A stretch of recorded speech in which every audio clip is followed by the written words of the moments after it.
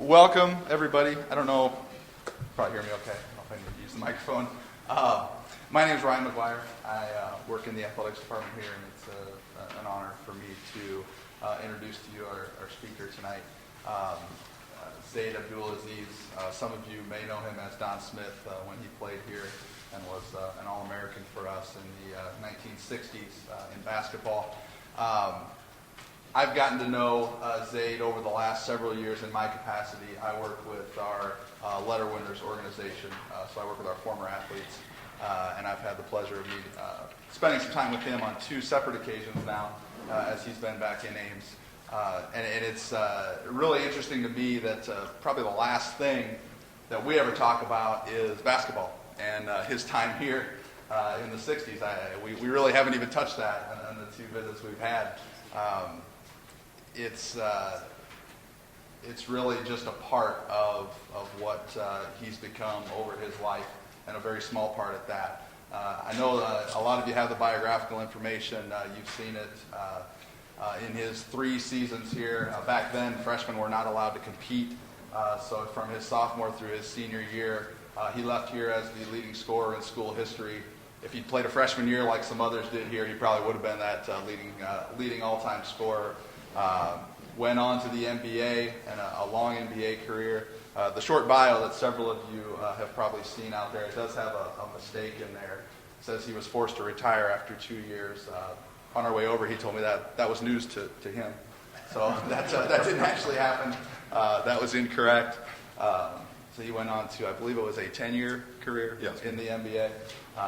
And then really, I guess what I would say is the story begins there at the end of that 10-year career with his life's work, which he's going to talk to you tonight. So I will right now turn it over to our featured speaker, Zaid Abdulaziz.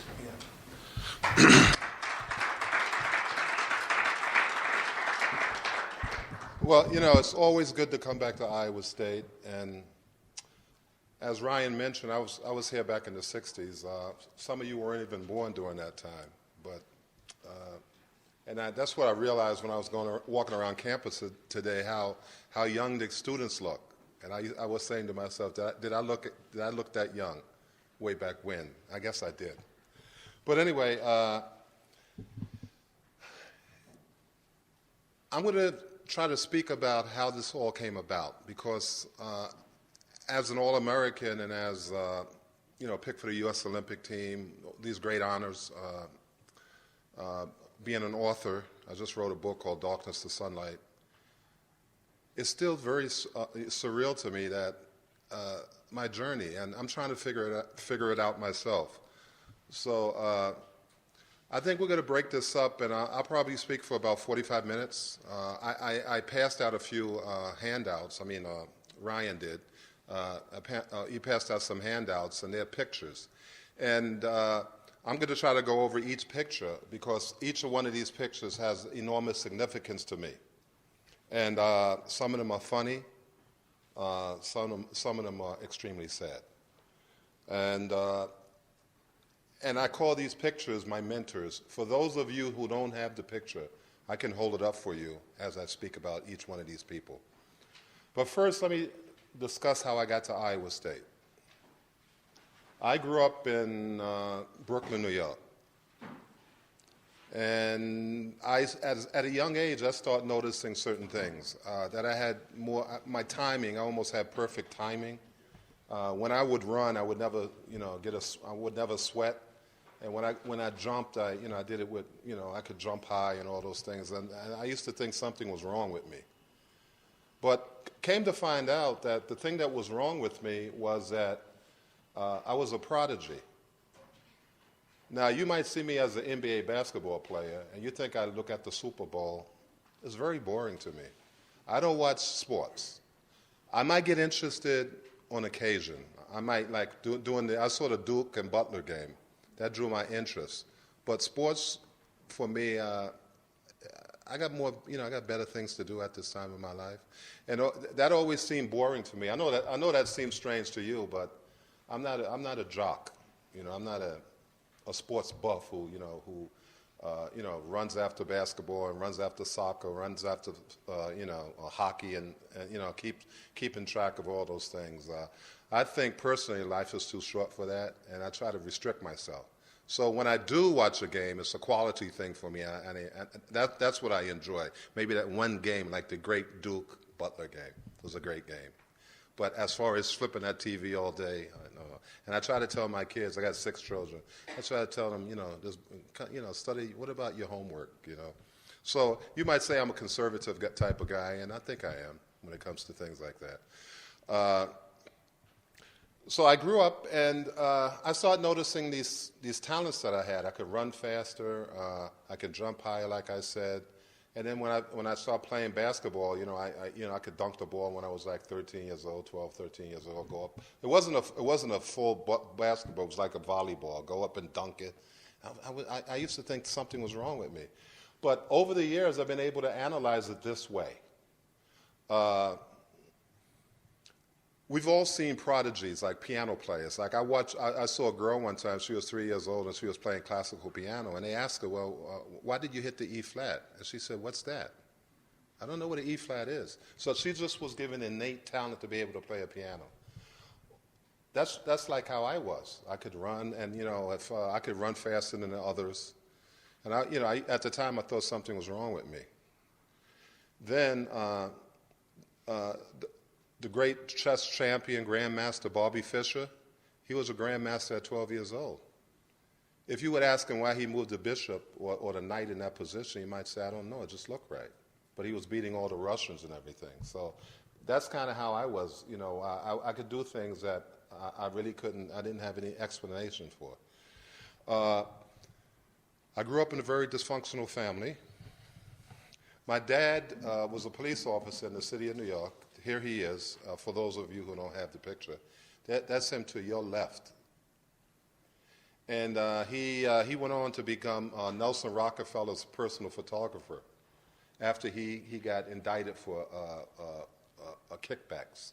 So he lost his badge for taking bribes on the police force. But he never lived with me, not one day. He lived about 4 blocks away from my house in Brooklyn, New York. And here's my mother here, to your right. She worked as a telephone operator, and she really adored my father. She really loved him. I never knew why they got the divorce. Never knew. I tried to do research on it toward the end of my life. I mean, toward the end of their lives, not my life, their lives. And I was never able to find out why. I have a suspicion, and this is a suspicion. My sister, my mother's sister, her name was Loretta, and she had a boyfriend named Ali who was from Pakistan, and which I speak about in the book, or write about in the book, and it was it wasn't a love affair. It was just a platonic type of thing. He would take her out to eat. He would buy her clothes. He would buy her watches and shoes and everything, and they were going together for a couple of years, and he was kind of, he was a very nice-looking guy, and I guess this was his first love, my Aunt Loretta. So this went on for a while, but one day Ali showed up unannounced, and when Loretta, my aunt, saw Ali there, she was really surprised, and because she was talking to her girlfriends. So to save face, she said, "What are you doing here?" And he said, "Oh, I love you. I want to take you out tonight like I always do." And she said, "Just get away from me. I don't love you. I never did." And he said in his broken Urdu accent, "I love you. I love you." And she said, "Get away. Don't ever come back. I never loved you. I just wanted the gifts." So the next day, I think it was a Monday, she went to work. She was maybe 19, 20 years old. She was going to work, and she went to the local candy store where you catch the subway, and she walked down the steps, and she heard a voice that said, "Loretta, Loretta." And when she turned around, it was Ali, and he had a .38, and he shot her 6 times in the chest, and he killed that's how my aunt died. So I think my suspicion is that my dad was trying to tell my mother to tell her sister not to go with this guy because he could sense that this guy that she was using him more or less. And maybe she did, and then my mother, from that juncture on, she became an alcoholic. She drank every day of my life, ever since I can remember. She worked, like I said, she worked as a telephone operator. She would come home, she would drink. I would go across the street at a young age for love and affection. She never gave it to me. And she would say, go back home. And she would be drinking. So that's how I pretty much grew up. But because of child support, my dad had to keep in touch with me because he might get in trouble with the child support system back then. So he would call my house, and if he got my mother, if my mother happened to answer the phone, he would hang up. But if he got my grandmother, that's the woman to your right here, if he got my grandmother, he would say, okay, get him ready. I'm going to come over, take him to a baseball game, a New York Knicks game, or a hockey game, Ranger game. Just get him ready. So they would get me ready, and I would go with my dad. And he would spend about 2 hours for me, 2 hours with me, drop me off, and come back maybe next month. Because he satisfied this child support. So that's how I grew up, pretty much. What I used to do, I was in New York is chopped. When I was young, it was chopped up into gang neighborhoods. We used to call them turfs back in those days. But so if you were at say for instance, you went from here to Des Moines, that was a different gang, and you can have serious consequences if you were caught in that turf, or if you went to Ankeny, if you went to Roland somewhere. Each area was chopped up into a gang. So not that I really wanted to do it, but at a young age I joined the gang. I was in the gang. That was a normal thing to do, to be in the gang. Why were we in gangs? It was for protection, also to satisfy the lack of a father, or to satisfy the lack of a mother, or to satisfy the lack of no mother or father, and those type of things. So that's how I grew up. I began drinking when I was about 8 years old. I was drinking we used to drink a wine called Thunderbird wine. And I started smoking marijuana when I was about 10 years old. And keep in mind, I didn't do it because I really wanted to do it. I just did it because that's the way everybody did it. That's what everybody did. And I really didn't like it at the time. But then I realized at 12 years old that if I didn't have wine, I would have a fine hand tremor. And a fine hand tremor, it's when you drink, it'll stop. So that means a person is addicted. That's the early signs of addiction, a fine hand tremor. So looking back, I realized I was an alcoholic at 12 years old, but that's when I quit.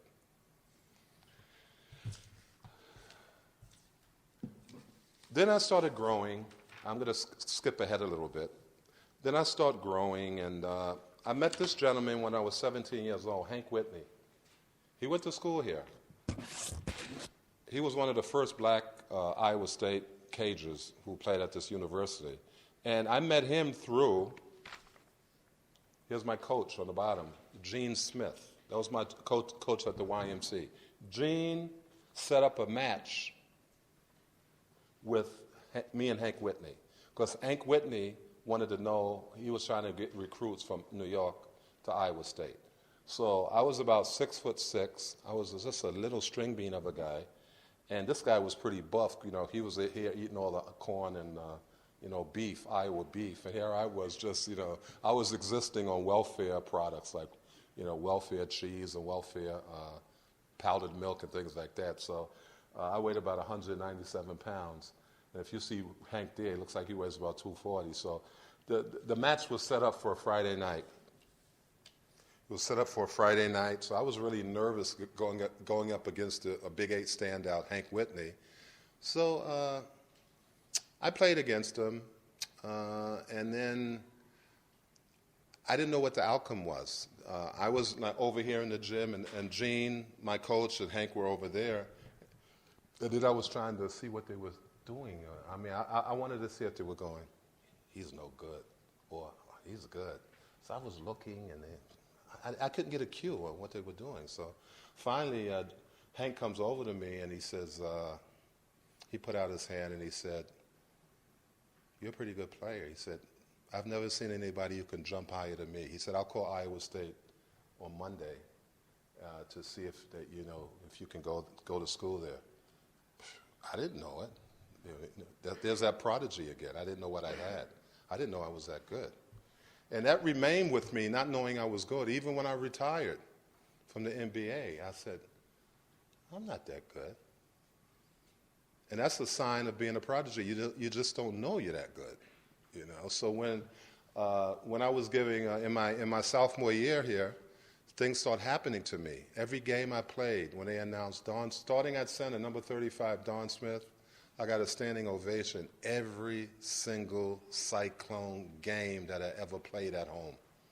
But when I was getting those standing ovations, I didn't know who they were clapping for, because the skill that I had was very easy, and I couldn't claim any responsibility for it. Of course, again, I was like that little girl or Bobby Fischer. I didn't know. What's the E flat? I moved to Bishop there because it looked right. I play basketball because it's I like it. So that's how I was. And even when I played in the NBA, if I had a good game, I didn't think I played. I didn't think I played a good game. It was never. It was never. I never reached a period that I ever felt satisfied that I had a good game. There was always room for improvement. So then I come to Ames. Well, like today, Ames, New York, coming from a society that's primarily black, coming to a society that's primarily white, it's a culture shock. Not so much racially, but culturally. I was used to the Temptations and the Four Tops, and they were singing, I'm Henry VIII, I am Henry VIII, I am. So what are they talking about? So it was more cultural than really racial. I had very few racial incidents at this university. There's only one I could ever remember, and that was when I was, sharing a room with some football players, and the N-word was mentioned.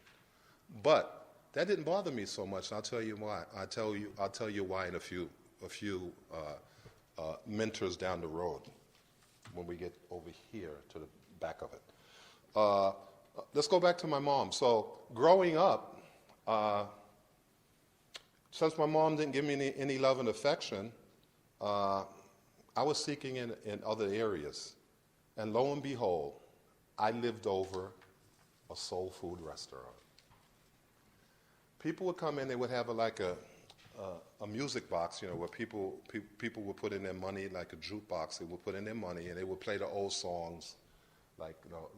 This goes back. Some of you won't even know who some of these artists are, but they had a group called the Platters, and they had a big fat guy named Fats Domino, and these were back in the early 60s and the late 50s. And I used to, as a kid, I was just a little kid, and when they played it, they used to come up through the floors of my home, and I would be laying there, listening to all those songs. And I heard them so many times that I started memorizing them. So then I became a doo-wop singer on the streets. I was a doo-wop singer. I played, I sang doo-wop. I was the lead singer in the doo-wop group.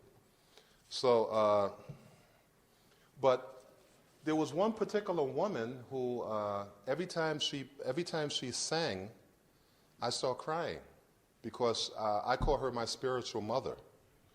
And every time she sang, her lyrics to her songs used to make me cry. And it was almost like I was breastfeeding or something. I would get down out of my bed, I would lay down, I'd curl up in the fetal position and just listen to this woman sing.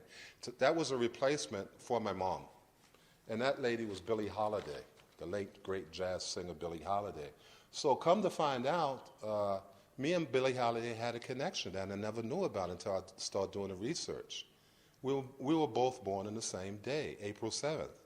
My birthday was last week, or 10 days ago or so, and 9 days ago. 12 days ago. So I gotta be, I can't make mistakes. So anyway, there's that prodigy again. So anyway, Billie Holiday, we had a personal connection. And not so much in the physical world, in the unseen world, the spiritual world, we had a connection. So what happened, I left my singing group. I'm kind of going around back and forth because the mentors go back and forth. So let me go back to after the alcoholism and things, I played with Hank Whitney. I did all of that. Then I became a doo-wop singer. So I'm going to stick myself back in the middle again. So I became a doo-wop singer. So I started going around to all the rock and roll shows in Brooklyn. This is before, keep in mind, this is before, because I kind of made a mistake because I went ahead of myself.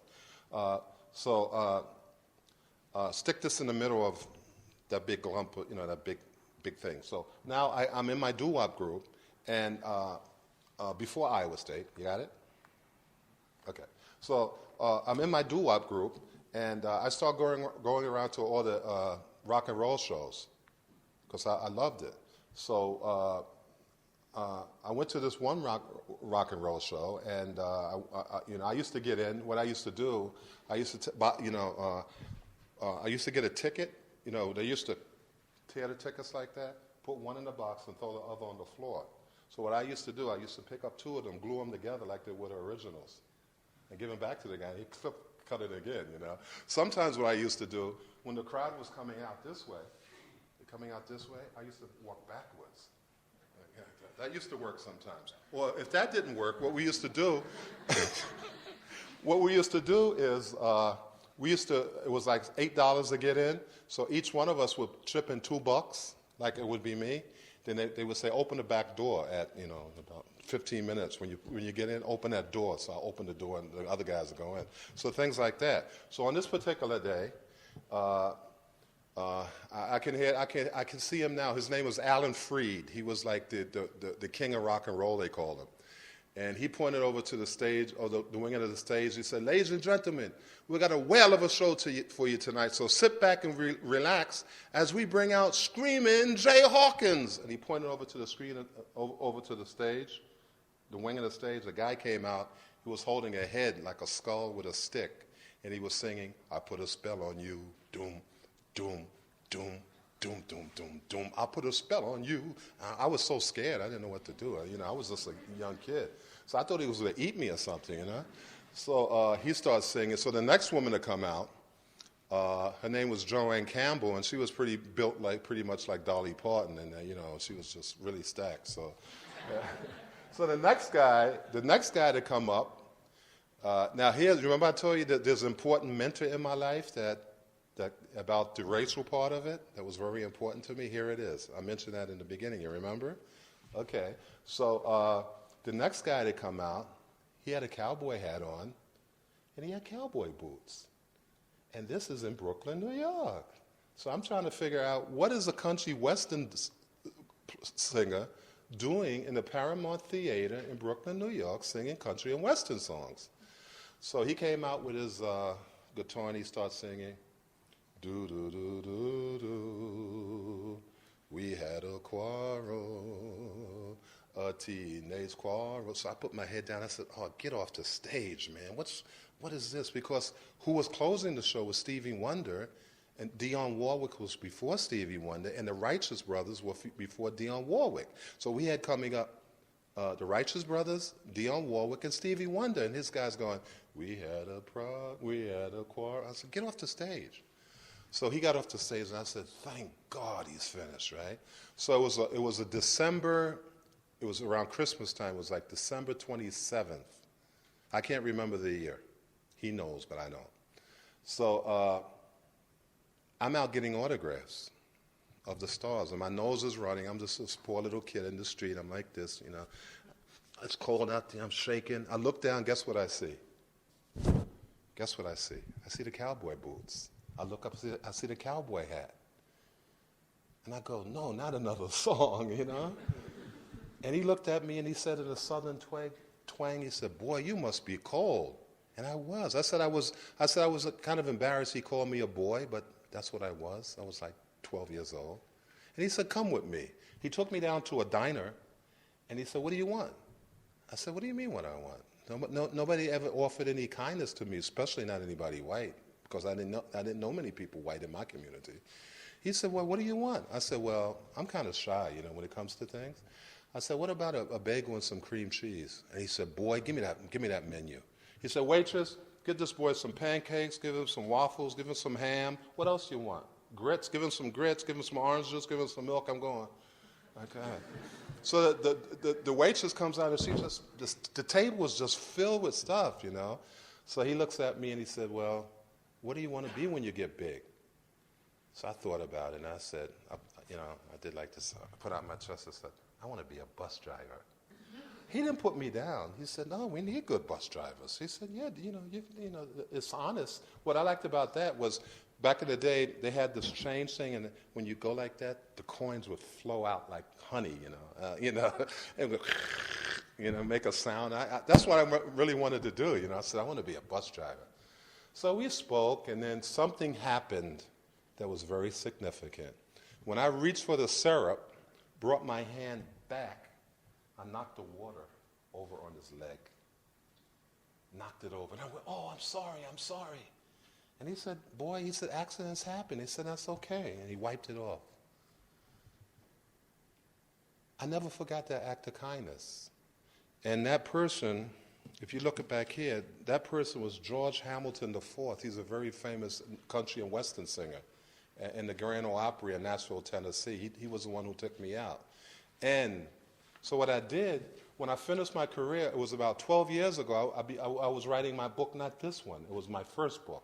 Everybody wants to write a book, but I couldn't get through the first chapter back then. So I called up the Grand Ole Opry in Nashville, Tennessee. I thought he was dead. And I said, I'm trying to get in touch with George Hamilton IV. And they said, well, who are you? Why? And I started telling them the story, but then I didn't have faith in myself. I said, they're not going to believe me. So I took the phone and hung it up. I said, they're not going to believe me. So I hung it up because that was his publicist. I called back. Now, fast forward it. I called back 8 years after that, before this book, before I start writing this book.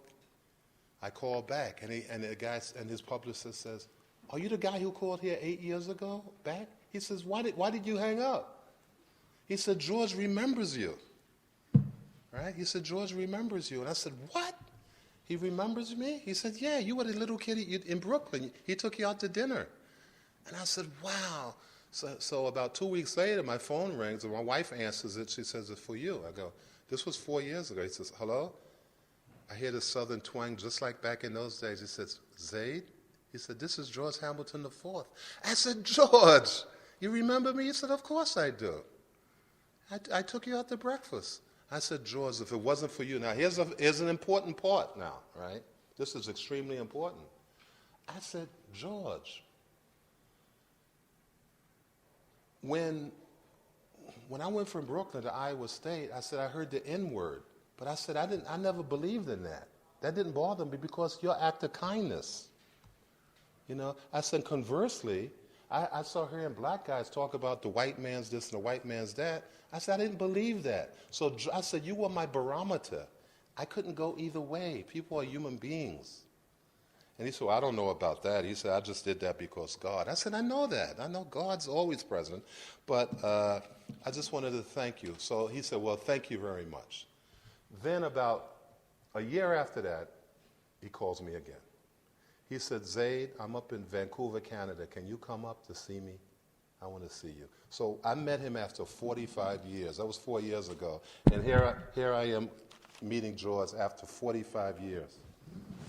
That's my most famous part in my book because it's such a human interest story, and I'm sorry I kind of jumped around. But I think the reason I jumped around because it's so emotional to me.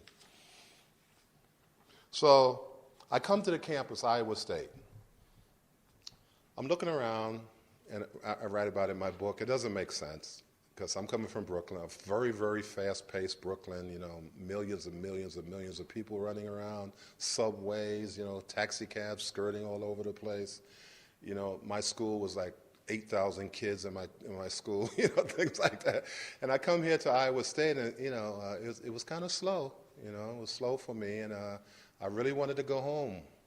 But I went to the registrar's office to sign up for my classes, and I meet a woman. And here's another mentor for me, Mrs. Dorothy Erskine. See her right in the middle? Right here? That's Dorothy. And Dorothy, she just liked me. I was a freshman. I was here 2 days, and She invited me over her house for meatloaf, for which I did almost every week after that. And when things got tough for me, when I was really ready to go back home and say I can't take it anymore, and especially when I had my classes, I look out the window, there's like 5 feet of snow out there, and I got to go to English 101.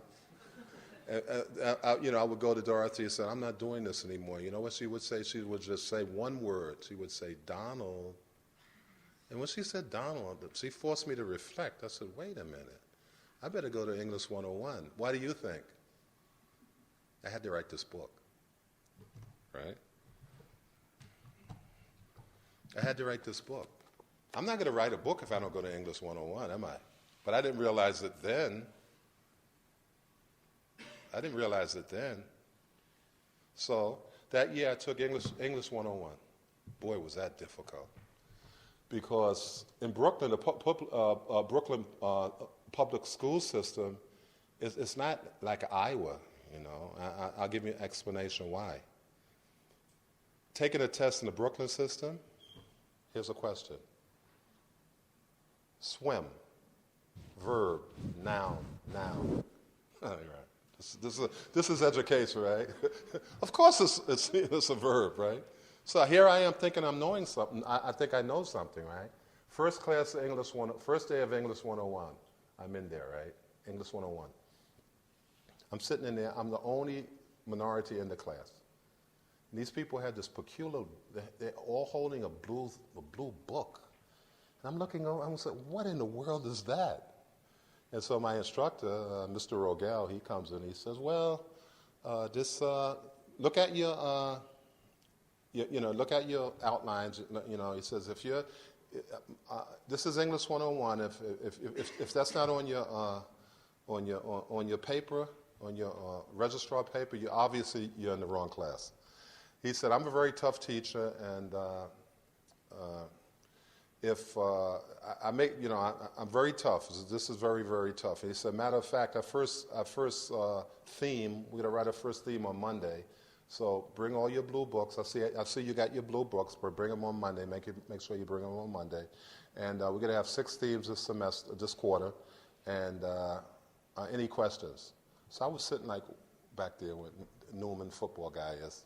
How you doing? Okay, the Newman football guy, and I was sitting in that position back there, and I raised my hand, and Mr. Grogel said, yes. He said, what's the problem? I said, I have a question. He said, what's the question? I said, what's a theme?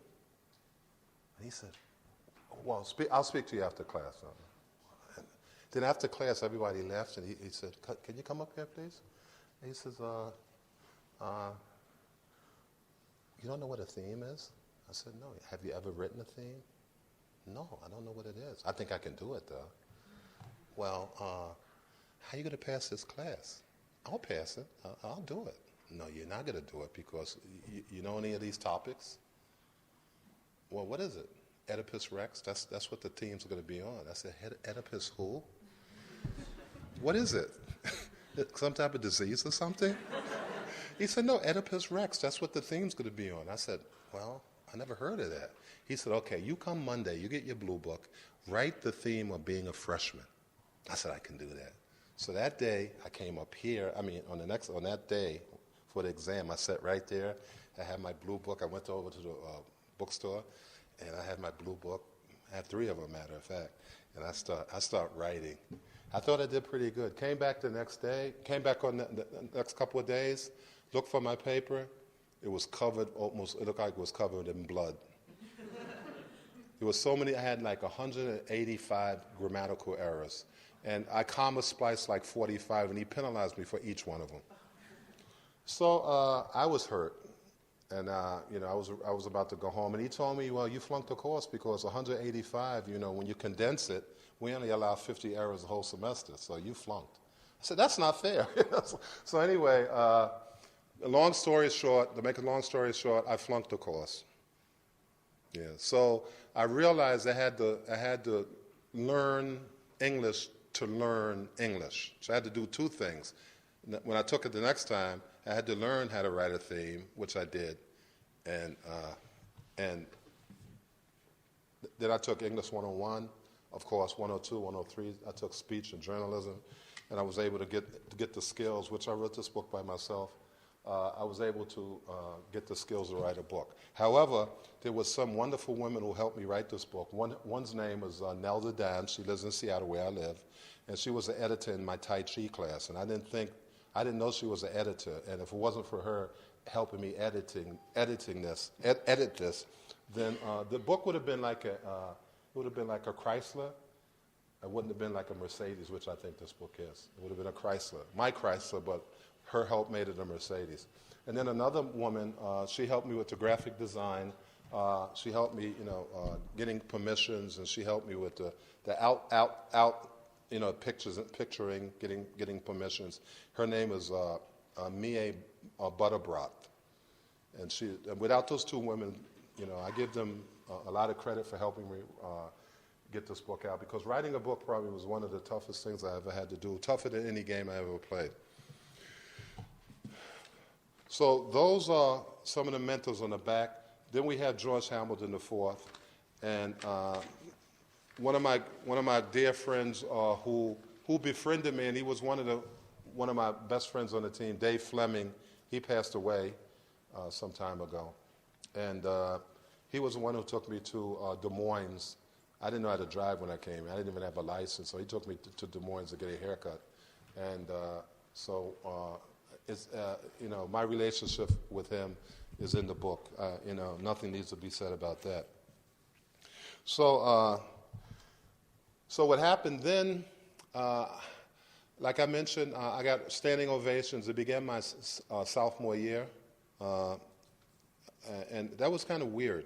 Where back then we didn't play in the Hilton. There was no Hilton here, and of course the campus wasn't as big as this. We played in the Armory, which I think had probably, and I think Gary Thompson would agree, that I think that was more of a home court advantage than really the Hilton, because the people were right on top of you, and they used to kick these seats, kick from underneath, and it sounded like thunder. And the only time I really got nervous in the game was when we were playing K-State, and if we win this game, we go to the NIT, and we lost it at the buzzer. That was the last game I ever played, and we lost it. And that was probably one of the most difficult defeats that I ever faced, because we win that game, we go to Madison Square Garden, I go home. And what happened was Kansas State, they had the score was tied 61-61 with about 10 seconds going. The guards started dribbling, then about 4 seconds they shot it. And I never forget it. I was like this, and a guy jumped over my back with 1 second and tipped it in. So if I would have went like that, but things work out the way they're supposed to work out. But that was devastating. I cried after that game, and normally I don't cry about things, but losing that, a young guy, I'm going back home, I'm going to see my mom and my family, and we get beat at the buzzer. That hurt. So a little bit about the book. It took me 3 years to write this book.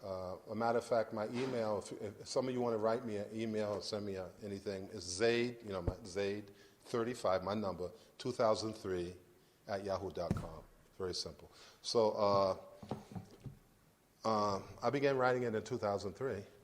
And at first, I didn't think I could do it, and that's how my preface is. I didn't think I could do it, and I put, it was like me writing this book was like me putting my arms around the waves and trying to control waves, the ocean.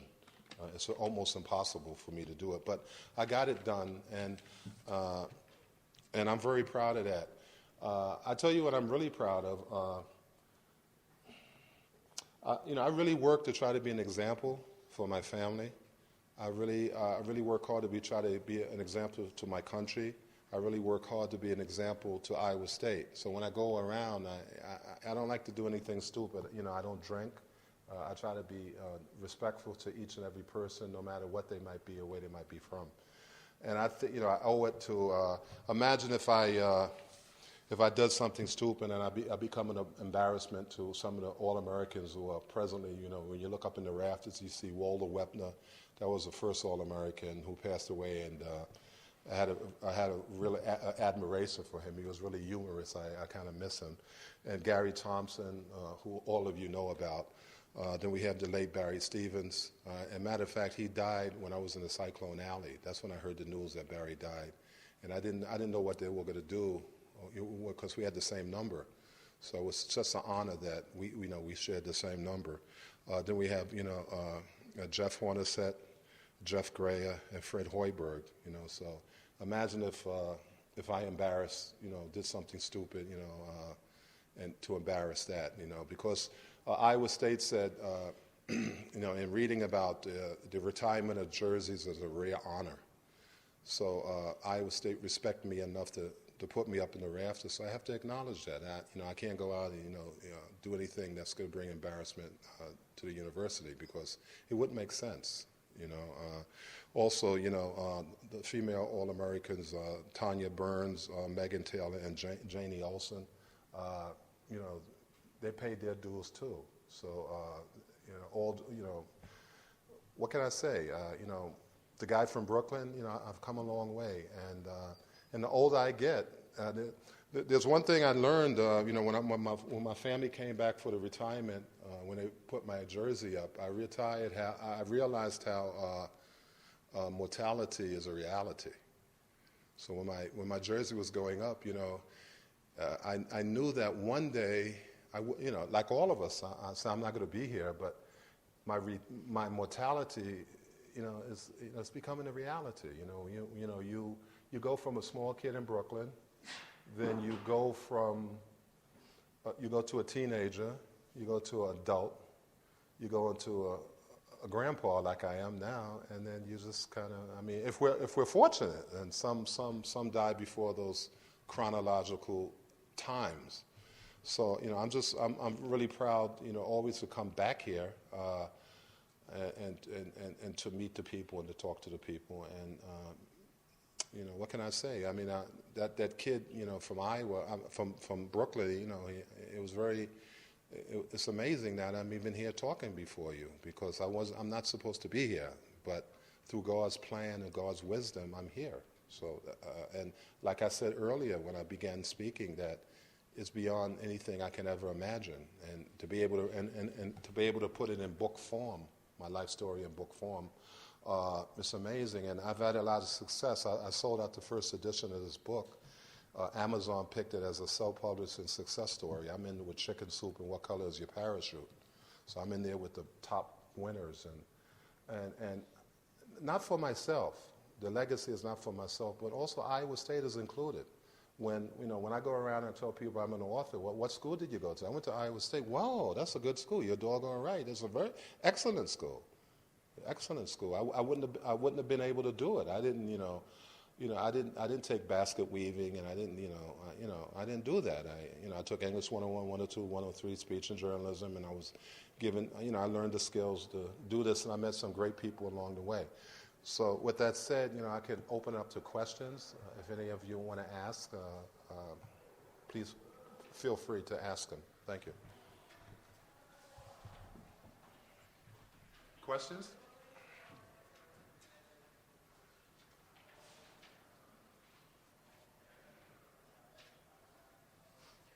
Yes.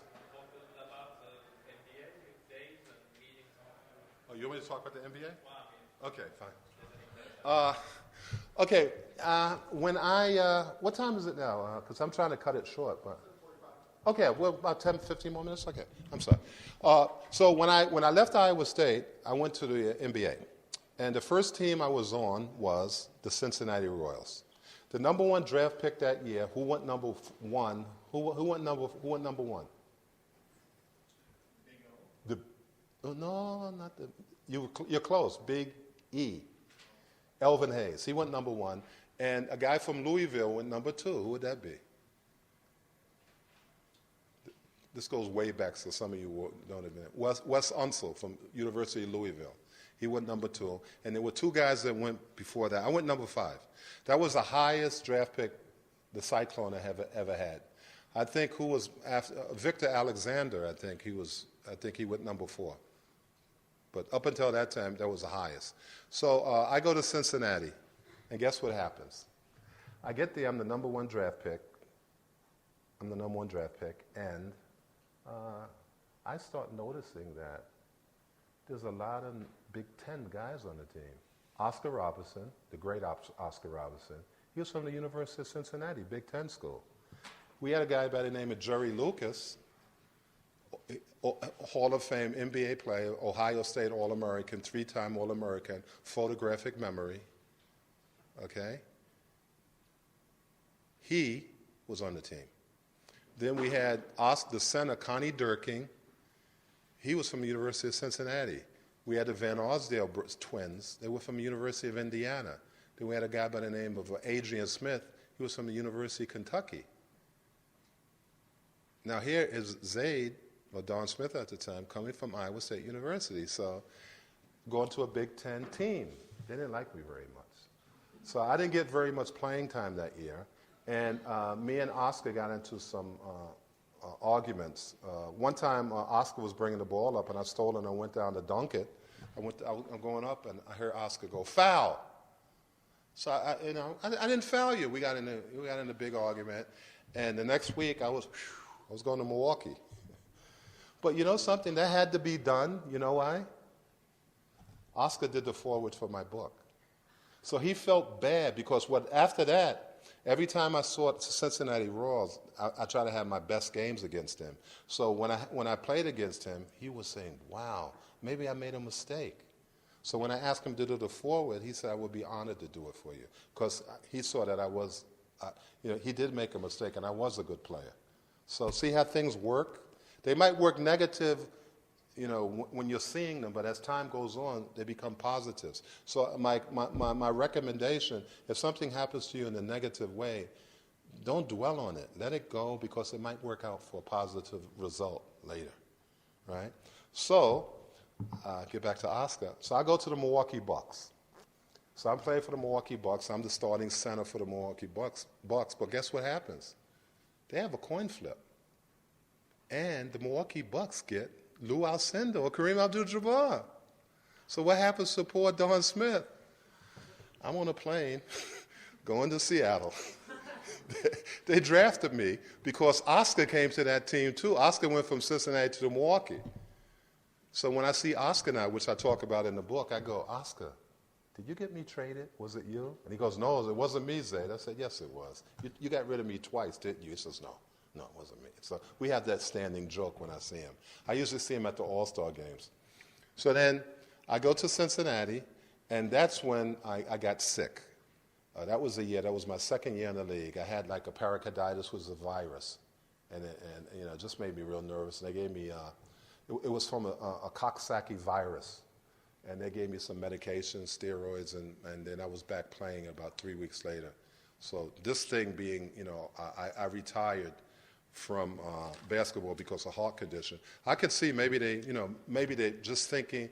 I think Fred Hoiberg got sick. And he got I don't think they did it purposely, of course not, but I think they just kind of mixed it up there because, we make mistakes are made. So anyway, so then Milwaukee, I leave Milwaukee, and then I go to the Sonics, and I play with Lenny Wilkens, who was one of my favorite coaches of all time. Because he was very fair. He never, then he never got excited. When he got mad, he would be, when he got mad, it was like, you guys, come on, get it together. It wasn't, some coaches curse you out, they yell at you, they throw chairs, a la, Bobby Knight, some guys go like that. But Lenny was always cool, so he was one of my favorite players. And I had the fortune, last May 2nd, I had the fortune to be inducted into a Hall of Fame back in Seattle. Not the NBA Hall of Fame, it was the Afro-American Hall of Fame back in, and I saw Lenny and some other players back there. So then I left Seattle, then I went to the Houston Rockets, and I played with, if you heard Rudy Tomjanovich, he was a great forward that played for the Houston Rockets, and then he became the coach of the Houston Rockets, and he coached Hakeem Olajuwon and that crew, and Robert Reed, what's his name? Robert, I can't remember. Robert Horry, and they won the championship, and the Rockets won two 2 NBA championships, and Rudy Tomjanovich was a coach. Then I played with one of the little guys in the league. His name is Calvin Murphy. He was the one who set a record for free throw percentage. I think he shot like 91%. So I played with some great players, and then I went back to Seattle. Then I played under Bill Russell. Bill Russell was my coach with the Sonics, and then toward the end of my career, I was picked up. When I was getting older, and after my 10 years, I was picked up by the Boston Celtics when Havlicek, when they were giving him standing ovations when he was going around different cities. They were giving him his final tribute, John Havlicek the great John Havlicek from the Boston Celtics. So thanks for reminding me. Questions? I know you got some. Okay, open up for questions. Okay, don't be shy. Yes? Okay, let me give you some hints. I got 6 kids. I got 4 daughters and 2 sons. Okay, I got a little girl. She's 8 years old. She came with me about 4 years ago when I was put in the Letter Winners Club, inducted into that. So, any others? Yes. For your kids, oldest to youngest, where are they all? Okay, my daughters they have one of the hardest jobs ever available. They're moms. I got 2. My oldest daughter has two daughters. My other daughter has 1 daughter, and my son has my middle son has 1 son. So I have 4 grandkids. And my son plays professional basketball over in Kuwait, and my 2 daughters live in Atlanta, Georgia, and my other son he works as an English teacher. Yes. Yes.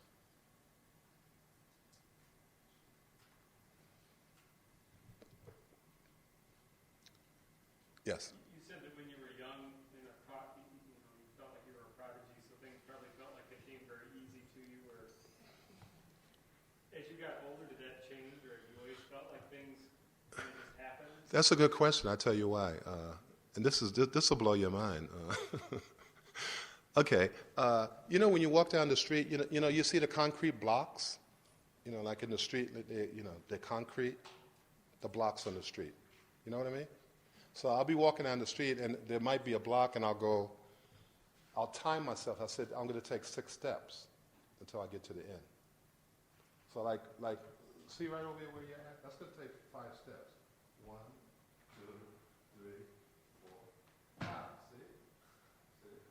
Now, if I do that, if I'm 1 short, I'll have a hard time the next couple of days underestimating that.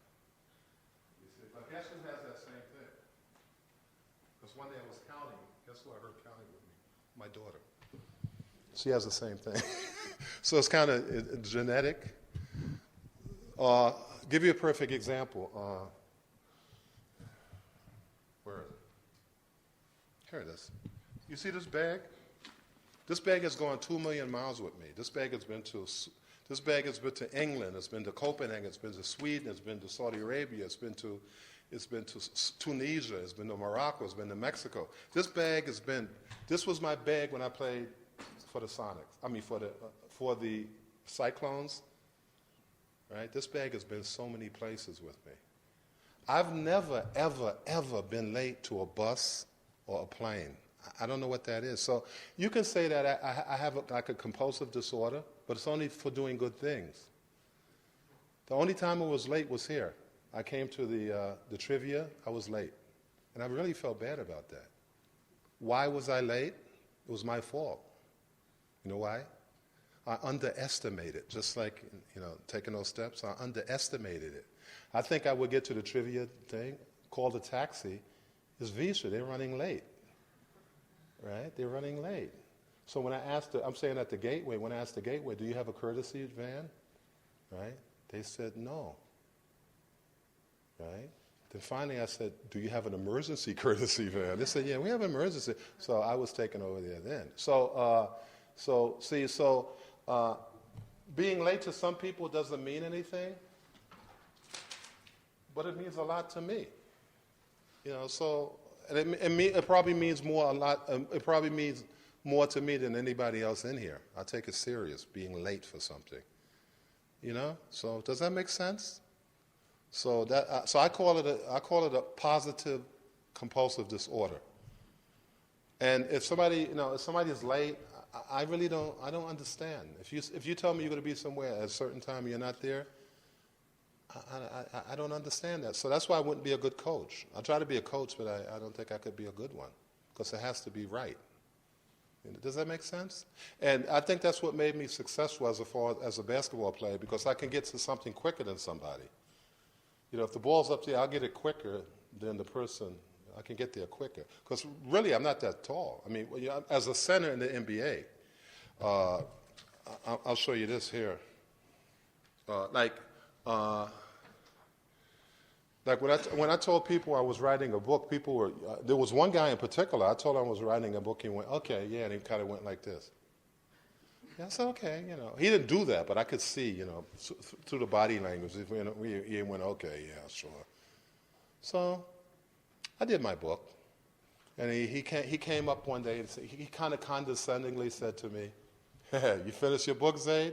I said, yeah, there it is right there. He came over, he said, I knew you could do it. Way to go, way to go. So when I tell people I'm doing a movie, I'm working on a movie, they're going, come on, yeah, but I am. There it is. See, I'm working on that. It's called Among the Giants. I'm working on a movie. See, and that's going to be done, God willing, right? It's going to be done. Question? Yes. Out of all your mentors in your life, who would you say has affected you most? Excluding my mom and dad, excluding them, okay, because that's a given. I would say George Hamilton and Dorothy Erskine, because without them, I would have went back home from Iowa State. I wouldn't have taken it. I don't think I could have taken it. Especially when 8 foot snow, 10 below zero out there. Gee, yes. I was listening to Zaid earlier. I was a student when he was playing, and I went for most of his games, so it's very interesting for me to. Yeah, it's good to have a dinosaur here. Thank you. But I did see Dorothy's picture, and yes, I do. Oh, thank you. I do remember her. Thank you. I mentioned that my dad, he was a personal photographer for Nelson Rockefeller. And if you look at, he shot my last game I ever played, and these are beautiful action photos, And a lot of people think that was digital. No, it's just basic photos that he took. That's how good my dad was. And that's on page 140 and 141. So I'm really proud of my dad that he had such talent. And I didn't realize it because, like I said, we really didn't get along that well. But regardless of where your dad might be, when your dad passes, a piece of you goes. You could be as far, you could be as different than the sun and the moon, but yet and still, when your dad passes, a piece of you is gone. And that's what I felt when my dad passed. Even though we weren't close, we were close. Does that make sense? Yeah, yes. Any question? Yes. Can you talk about your conversion to Islam, how that came about? Okay. Remember I told you about Nelda Dance? There were things I was going to put in my book that were kind of controversial, and she told me to stay away from them because people would ask that from the back of the room. But, and I'm glad I listened to her. But I'm very proud of this, and I can't say enough, that I was playing for the Milwaukee Bucks. And it was back in the days of, when was it? It was back in the days, the early 60s. No, the mid-60s. Yeah, mid-60s. No, wait a minute, I'm confused. 70, the Bucks, 69, 70. No, I'm sorry. I played so long. 72. 72. I was playing for the Bucks. Yeah, 72, because I got traded. So I was playing for the Bucks, and I was a Christian. I was proud to be a Christian. I was a Catholic, and I wore a cross around my neck. I wore a cross, a gold cross. I was very proud. Even though I didn't go to church, I never read the Bible, but I was a Christian. So one day I was shooting free throws, taking some extra free throws, and Kareem came up to me. And he came up and he just, I didn't know he was Muslim at the time, because he didn't change his name. I think he changed it that year. His name was Lou Alcindor. So he came up to me and said, "What's that around your neck?"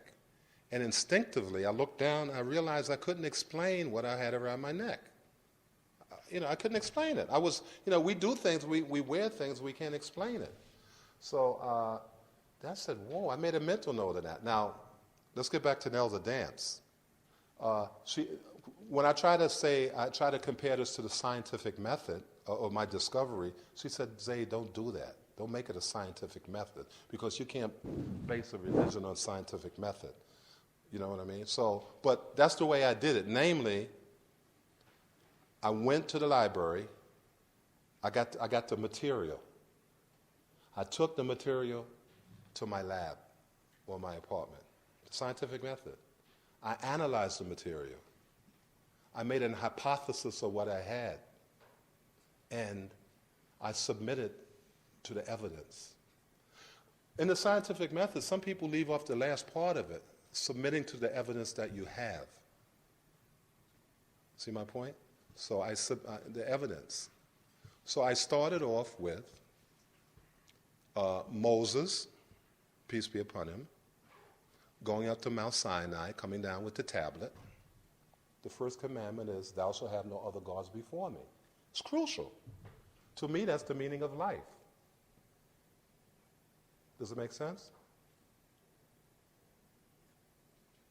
That's the meaning of life.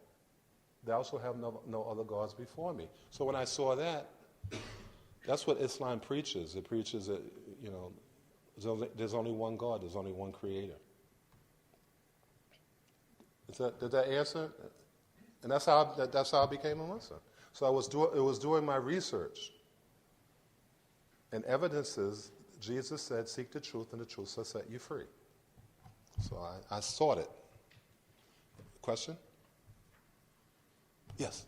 Do you think, because you said earlier that you're a proud Christian, so do you think your religion in general, how your family's values affected your focus on academics versus just focusing on playing basketball, or do you think it was more because you found basketball so easy that you're able to focus so much on academics?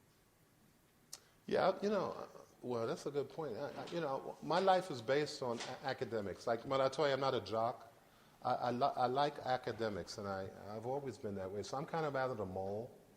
So my life is based around praying, studying, and learning, and treating people with decency and respect. That's what I try to do. And if somebody sees me as an example, I think we all have to be examples. We have to be loving and kind to one another. I don't care what race you are or what religion you are. We should be kind to one another and tolerant to one another. Did that answer? I didn't. So it's more about your values. Yeah, value. More that you just found as basketball so easy. Did it? Oh, yeah. Did it? Yeah. I'm sorry I didn't answer. I could answer it afterwards, but I'm just getting kind of nervous because, because I think we're kind of running over, so I'm trying to. So I'll take 3 more questions, and then if you want to, I'm going to have a book signing.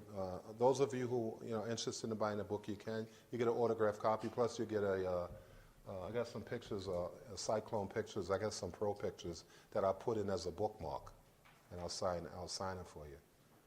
A few more questions? Yes. Well, you said there was one time when football players used the N-word. Right. So basically your experience hearing names as a player was okay? I mean, as far as... Yeah, it was okay. There was some, to be honest with you, there was a little bitterness there, but, well, let me tell you what I did to that guy. When you say bitterness by somebody else towards you? Yeah. Let me tell you what I did to that guy. I heard the N-word. I was in with the football players. I heard the N-word being mentioned. They didn't know I was there, right? So I came out to get some cereal, and they went, "Oh my God, he was here," right? And then I went back to I was eating my cereal in the room, and I heard a knock on the door. So I said, "Who is it?" And he said, "Can I come in?" So I said, "No, I really don't want to be bothered right now." This guy was 280. I was 225. I was a freshman. So he knocks on the door and he says, I want to apologize to you. And my grandmother used to tell me something. She says, people can say what they want about you as long as they don't put their hands on you. That's a black grandmothers tell their kids that. People can say they can say what they want about you as long as they don't touch you. So let people say what they want. But once they put their hand on you, it's something different. So he came in. I said, "Look, man, just get away from here. I know who you are now, right?" So he touched me, right? I got up to this day, I can't explain it. I got up. I picked him up like this, and there was no weight to him. And I went. He went. There was a maple door, and it broke right down the middle. The door broke right down the middle, a crack like that. So that's why people say don't get angry, because when you get angry, you can elicit a lot of energy. We've heard about the woman who she hears her son gets hit by a car and she picks the Volkswagen up. Those things are realities. And you can hurt somebody just by being angry and hitting them. You can kill somebody. So it's best not to do things in haste and anger, because I realized when I picked him up, the 280-pound guy, and I went, he was like a feather, and I went, and he hit, so, yeah. 2 more? 2 more, come on. Yes. So you said, always growing up, you always felt like you were a prodigy, and with you, where you said like you can always guess the amount of steps that you're gonna take. Yeah. Do you always, have you ever felt like you have a perfectionism about you, where everything has to be done? Like where you say you're working on your movie, you say you know that it's gonna be done. Yeah. You absolutely know. I'm doing the script in my head. I'm doing the script in my head right now, and I got there's good. I don't know if you heard of her. Her name is St. What's her name? Stevie Wonder's going to sing some songs toward the end as my jersey's going up. I see the way I want it, and I went to Spike Lee. I wanted to present this to Spike Lee. I went out to Madison Square Garden because I know he's there. Because I sent him 5 copies of my book. I wanted him to do the story, and I wanted it to be shot in. Of course, some's going to be shot in Ames, obviously. But anyway, I wanted him to do it. But when I went to Madison Square Garden, they were playing the Toronto Raptors. I went down and I said, I want to go speak to Spike Lee, and the usher took me down there, and he said he's not here today. He's got the flu. He was sick, so I missed out on the opportunity. But I sent 3 copies to Will Smith. So the people know about this. It's just a matter of me convincing the people, because people don't know. I saw The Blind Side. I thought it was a good movie. I think Among the Giants would be much better than that, because The Blind Side is kind of narrow. But this encompasses it encompasses race. It encompasses culture. It encompasses forgiveness. It encompasses all sorts of different things, and it will be much better than The Blind Side. I'm 100% sure of that. Yeah. Yes. Did you live on campus? Yes, I lived over at Friley for a while, and then I lived off campus for a while. So I would say half of my years on campus, half off. But when I got junior and senior, I was in a house, and when I was a freshman and sophomore, I was in the dorms. Yes. Yes.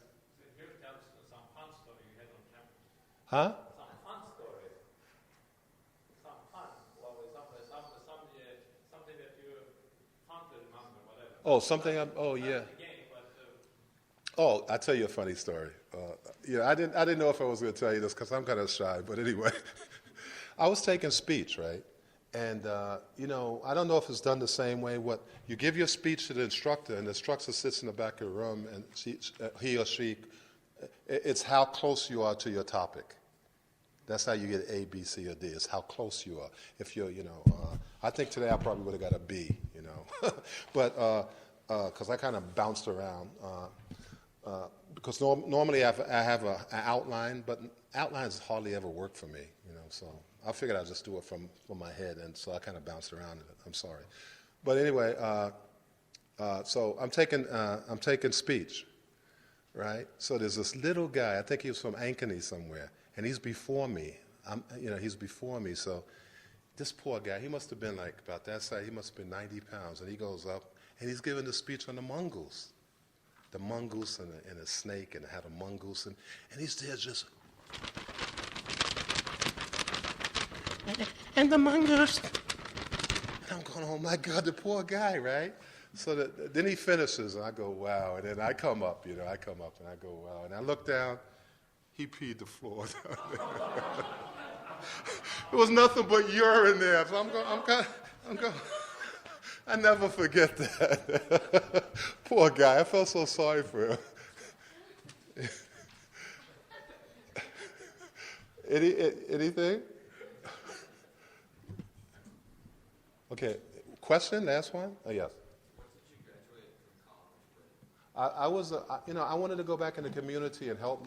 I majored in sociology, and then I went to Seattle University and I worked toward my master's, and then I shifted over I became a chemical dependency professional. So I'm supposed to know. You have 2 beers. I'm supposed to tell you what your blood alcohol level is. I'm supposed to tell you if marijuana is addicting or not. Okay. Any others? One more question. Anybody have a real one more question? Okay. If you wanted me to better answer that question, I'll be back there. Okay? Waiting for you. Okay? Okay. Thank you.